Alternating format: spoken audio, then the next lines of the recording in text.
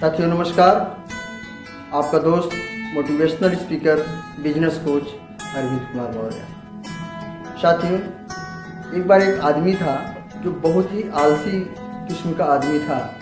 3 बच्चे, बीवी और वो एक घर में रहते थे और वो जहाँ भी नौकरी करने जाता था हर 2-3 महीने के बाद वहाँ से वो निकाला जाता था। जिस शहर में वो रहता था एक कार के शोरूम में नौकरी कर रहा था और 3 महीना 4 महीना देखने के बाद उसका मालिक उसको निकाल देता, क्योंकि 4 महीने में वो एक भी गाड़ी सेल नहीं कर पाता था। फिर वो अगले कंपनी में ट्राई करता, अगले शोरूम में ट्राई करता। इस तरीके से करके वो शहर के जितने भी शोरूम थे और सारे शोरूम में उसने ट्राई कर चुका था और हर 3 महीने 4 महीने के बाद उसको वहाँ से निकाल दिया जाता था। और उसके जाने के बाद उस जो शोरूम का मालिक हुआ करता था वो हर शोरूम में उसका एक फ़ोटो लगा जाता था कि यह बहुत आलसी किस्म का आदमी है, इसको नौकरी पे दोबारा ना रखा जाए।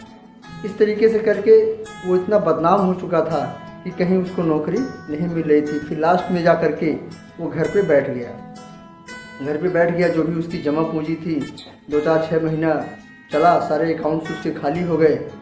उसकी बीवी कहती जाओ नौकरी कहीं और देख लो। तो चूँकि वो जानता था कि मुझे नौकरी कहीं मिलने वाली है नहीं, इसलिए वो कहीं जाता नहीं था और खा करके सो जाता था।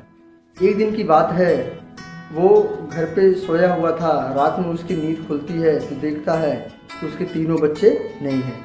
बीवी को जगाता है, बोलता है कि बच्चे कहाँ गए।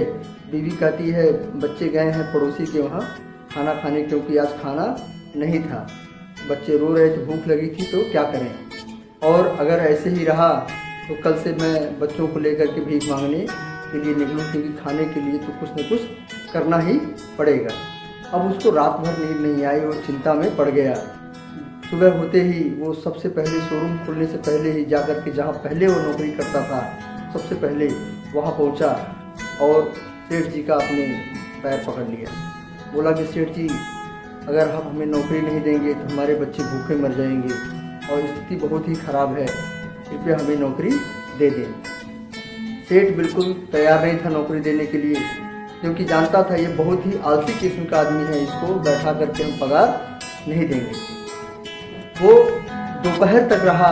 लास्ट में सेठ जी को दया आई और उसने कहा ठीक है, तुमको नौकरी तो दे देंगे हम, लेकिन शोरूम में नहीं, शोरूम के बाहर तुमको एक टेबल और चेयर लेकर के बैठना होगा और कल से जाओ, कल से आ जाओ। सेठ जी अपना किसी तरह से पीछा छुड़ाए। दूसरे दिन वो पहुंचा और उसको सेठ जी के कहे अनुसार बाहर उसको एक टेबल और एक मेज दे दिया गया, वहाँ बैठा। दिन भर वो रहा, लेकिन उसके दिमाग में एक ही बात चल रहा था, अगर आज अपनी गाड़ी नहीं सेल किया तो हमको सेठ जी पैसा नहीं देंगे, और पैसा नहीं देंगे तो हमारे बच्चे भीख मांगने के लिए मतलब तैयार हो जाएंगे, मतलब भीख मांगने के लिए उनको मजबूर होना पड़ेगा। अब उसकी ये प्रेशर दिमाग में चलता रहा और वो दिन भर बाहर बैठा रहा।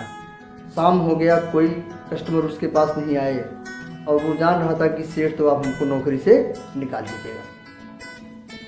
लास्ट में एक कस्टमर आता है। सेठ जी वही दुकान बंद, शोरूम बंद होने वाली होती है, और जब शोरूम बंद होने वाली होती है तो सेठ जी कहते हैं ऐसा है, उस कस्टमर को कोई गाड़ी पसंद नहीं आता।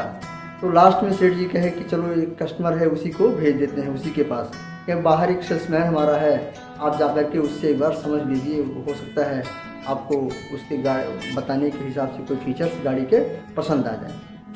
वो वहाँ आदमी जाता है और वो अपना बताना शुरू करता है, एक रेंज के बारे में बताना लोगों को शुरू करता है।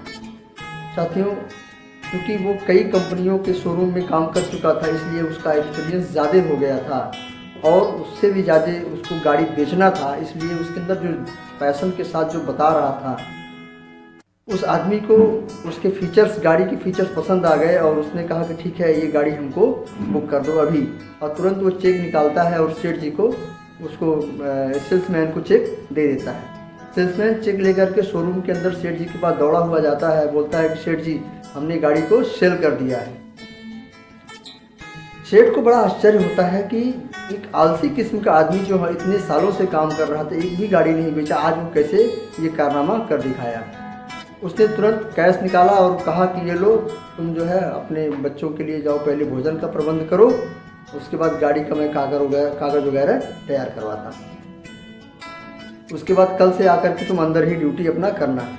उसके बाद यकीन नहीं मानेंगे, जिस शोरूम में वो काम करता था वो शोरूम उस शहर का नंबर 1 शोरूम बन गया सेल के मामले में।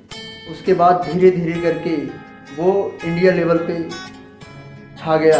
उसके बाद धीरे धीरे करके वो एक इंडिया लेवल पे बहुत बड़ा सेल्समैन बना। दोस्तों, ये सब कैसे हुआ? एक प्रबल इच्छा की वजह से हुआ।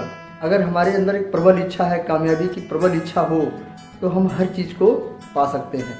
वीडियो अगर अच्छी लगी हो तो उसको लाइक करें, शेयर करें, कम से कम 5 ग्रुप में तो ज़रूर शेयर करें।